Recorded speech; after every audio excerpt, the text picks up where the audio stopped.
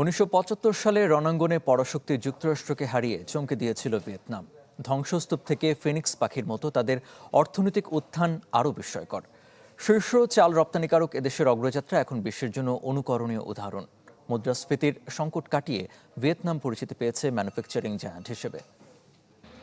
নগদ নিয়ে এলো হার না মানা হার অফার। সর্বনিম্ন 10,000 টাকা রেমিটেন্স নগদে পাঠালে থাকছে স্বর্ণের হার জেতার সুযোগ। যুক্তরাষ্ট্রের সাথে যুদ্ধের পর ভিয়েতনামের অবকাঠামো ও শিল্প ছিল পুরোপুরি বিপর্যস্ত। রাষ্ট্রীয় খামার আর কঠোর কেন্দ্রীয় পরিকল্পনার চাপে মুদ্রাস্ফীতি আকাশ ছুঁয়েছিল 700%।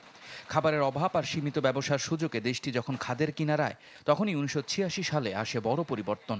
ডৈমই বা অর্থনৈতিক সংস্কারের মাধ্যমে সমাজতন্ত্রের মাঝে সুযোগ তৈরি করা হয় পুঁজিবাদী ধারার। পরিবর্তনের শুরুটা হয় কৃষিতে। কৃষকরা তাদের বাড়তি ফসল বাজারে বিক্রির অনুমতি পাওয়ার মাত্র এক দশকে ভিয়েতনাম বিশ্বের অন্যতম প্রধান চাল রপ্তানিকারক দেশে পরিণত হয়। বৈধ করা হয় বেসরকারি ব্যবসা ও স্বাগত জানানো হয় বিদেশি বিনিয়োগকে। চীনের বিকল্প হিসেবে সস্তা এবং স্থিতিশীল শ্রমবাজার খুঁজে পায় গ্লোবাল ব্র্যান্ডগুলো। ভিয়েতনাম শুধু সাধারণ শ্রমিক নয়, গুরুত্ব দেয় শিক্ষিত তরুণ প্রজন্মের উপর। তাদের 95%-এর বেশি সাক্ষরতার হার দক্ষ প্রকৌশলী তৈরিতে সহায়তা করেছে, যার ফলশ্রুতিতে স্যামসাং তাদের বিশ্বের বৃহত্তম কারখানাটি এখানে স্থাপন করেছে। এমনকি মার্কিন চীন বাণিজ্য যুদ্ধের সুযোগ কাজে লাগিয়ে অ্যাপল, নাইকি এবং ইন্টেলের মতো 26টি বড় প্রতিষ্ঠান তাদের বিনিয়োগ ভিয়েতনামে সরিয়ে নিয়েছে।